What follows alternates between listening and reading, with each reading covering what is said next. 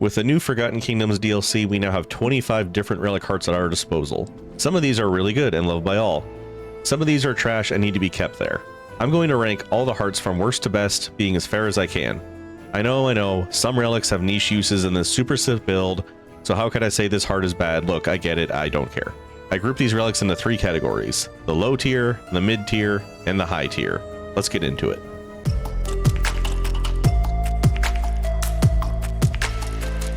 The Decayed Heart. Okay, we're starting off this list with a heart that no one should ever use. The Decayed Heart does not heal you immediately. Instead, it gives you a bubble that will heal you for 40 points the next time you take damage, up to 3 times. I don't know why you'd want something like this over even, say, the starting heart. Like, let's say you're almost dead. Pop this thing and the boss hits you for more than 40 damage. Well, you're dead, chief, and your friends are probably voting to kick you from the group. The Diverting Heart. Okay, look, I can see when a Relic Heart has potential to be more than just a healing item. It reduces your skill cooldown for 15 seconds. If this were, say, 30 seconds or was stackable, or, did anything, I'd rate it higher. If school cooldown is really that important to you, just use the Trader Devour loop like a sane person. The Unsullied Heart. The coolest looking heart in the game is one of the worst. When I got this relic initially, I thought it was amazing. Wow, it heals my current health bar for 100%. No, Timmy, read it again. It heals you for 100% of your current health. If you're at 10% health, it heals you for another 10%, so 20% total. And then another relic will get you up to 40%. And don't say use this on medic builds, there's like 5 better options for that, you know better. The Void Heart. Reducing incoming damage by 50% on use is interesting. If you survive, it fully heals you after a few seconds. But is it worth the hassle? If you're already rolling a tank build, there's way better ways to get damage reduction. Or just rock one of the healing overtime relics to get your tank going that way. The Bloodless Heart. This new heart is straight from the Forgotten Kingdoms DLC, and this thing seems like Gimmick City. You can quickly use it for a nearly impenetrable shield. Sounds nice, except it only lasts for like 3 goddamn seconds. Like, I can see people using this on a Can You Beat Remnant 2 Without Rolling challenge, but seriously, there's way better ways to get a shield going, and they all last longer than 3 seconds. The Quilted Heart. Eliminating the stamina drain is nice, but this relic doesn't heal you, but instead makes you play a little mini-game where you have to evade attacks to gain health back. If the infinite stamina was a passive, this might be one of the best relics in the game, but instead it's on the low end. A real shame. The Ripened Heart. For how late in the game everyone gets this heart, you think it would be miles better than the starter relic instead of maybe kind of better. Not really. It heals for half as much initially and another 70 over 5 seconds. So at the end of the day, you get 30 more healing. It ain't worth it, lads. The Reprocessed Heart. Another build-specific relic that turns some health into mod power. Now, it isn't strictly a bad relic by any means, but there's another relic on this list that does this insanely better.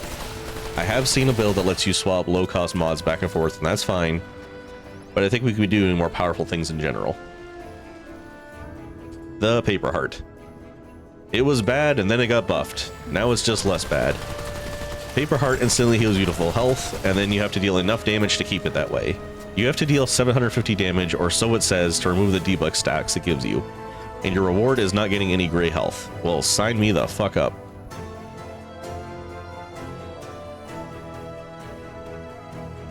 The Siphon Heart. On use, it grants you 10% of your damage as a lifesteal. My issue with this relic is, well, number one, the DLC added a better lifesteal relic, but we'll get into that later. But it only lasts 10 seconds. If that became 20 seconds, maybe we'd be having a different conversation right now. This really just feels like it's there for the lifesteal builds, but most of the time you're better off with just any of the regular healing relics. The Salvage Heart. I know I'm going to upset some people with this one, it doesn't belong with the rest of the trash tier relics. But trust me, there's something better coming up on this list. It has a nice little use speed bonus, nothing too crazy, but where it shines is healing 3 times as much gray health as you currently have. And that can be its issue with it. No gray health or just a little present and this relic isn't healing you back to full health. There's better options out there. The Broken Heart. On use, set your health to 50%. If you're gonna die, it brings you back to half. It has some combo potential with some items like Restriction Cord, which grants you 15% less damage. It's kind of gimmicky, but hey, it can work in some builds. And uniqueness like this can get crazy, especially when new items come out that buff it. The Blooming Heart. As far as healing overtime relics go, you can do a lot better. Blooming Heart's gimmick is it heals you for 30 of your health, then spawns these little healing orbs you can pick up to heal you over time. It's not terrible, but you have way better options coming up. The Lifeless Heart. This heart sits somewhere between the greatest heart in your build or the complete do nothing. First of all, you can hold 20 of these fucking things, or 24 with a Ring of Kahlua equipped. It can be used extremely fast, but it doesn't do anything. No heals, no mod power, no nothing. So what's the point? Well, Remnant has a list of items that can get boosted whenever you use a relic. From class traits to amulets and rings, this is the relic you want if you just need to activate this bonus. What a strange build that would be. The Tormented Heart. Another gimmicky heart, but an explosion build a good one. It can heal you to full health and deal some explosion damage. Go get him, champ. The Constrained Heart. It heals you for 100 HP over 5 seconds and grants you 2 stacks of bulwark while it does it. It's one of those hearts that if you take a hit while it's healing you, it still brings you to full health when it's done. It's a good heart, just not a great one. The Dragon Heart. The starting heart for all Tarnished who start the game. Wait, what are we called? Travelers? I don't know. Anyway, the starting heart is surprisingly not bad considering there are 24 other options you can go with once you get going. 70 health restored on use. What else do you want the starter heart to do for you? Tell you which weapon to buy first from Bravus?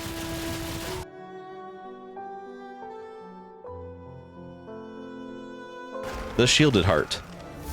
As far as the gimmicky hearts go, this one ain't too bad actually. On use, it grants you a shield equal to your max health, and there are tons of shield equipment that can go to make this an incredible tank build. The Difference Engine Medallion is one good example that gives you 20% extra damage and lifesteal while the shield is active. Seriously, it's good. The Pulsing Heart. Now we've got 3 heal overtime relics coming up and they're all great. The Pulsing Heart's issue is that your allies have to be within 7 meters to gain any effect from it. With any proper build, that's 20 health per pulse that can go as high as 60. If you don't have the other 2 hearts coming up, then use this one, you won't be disappointed. The Crystal Heart. Now I used this one for quite a while when this game first came out. A 100% heal over time plus some damage negation isn't too bad over the standard Dragon Heart. The 50% movement reduction is kind of rough, but it's had to have a downside, I'm sure. Healing over time, much like the Pulsing Heart, is great on team healing builds, and this one is no exception. The Resonating Heart. A great relic choice for Apocalypse healers. On use, it's going to heal you for half your health bar over 5 seconds. And at the end, it's going to overheal you for the next 20. That healing is going to make sure your team stays alive. All my medic builds love this relic, and my team loves the not dying part when they're in this group. The Ruined Heart. A little bit of health regen and a whole lot of mod power. 500 mod power on each relic use is nuts. If you have the survivability by other means, then use this relic. And this relic means you'll have your mods active for every encounter and multiple times during boss fights. The Enlarged Heart. This was for a large portion of my time my favorite heart in the game. The double use speeds means you don't have to waste points in Glutton, and at double the healing capacity of the base Dragonheart relic, it really is like using 2 at once. It does cut your max charges from 10 down to 5, but for the most part I was fine with it. But you will have to invest some simulacrum before you can effectively use this card. But man, is it worth it. The Profane Heart. The next best thing over passive healing is lifesteal. 3% as the base isn't terrible by any means, but its activated buff is insane. If you want to become a full-on vampire, this is the place to get started. Paired with any of the lifesteal rings, the new trait, or the weapon mod, this relic can get you to full health and overhealed easy. The Tranquil Heart. My personal favorite and the one that's featured in most late game builds, passive healing over time means you can set it and forget it. I finished most checkpoints at full health and all 10 charges. If it wasn't such a pain in the ass to get, I think most of the player base would be using it right now. There you have it, all 25 relics ranked. Let me know in the comments why your specific relic should have been in the gray tier.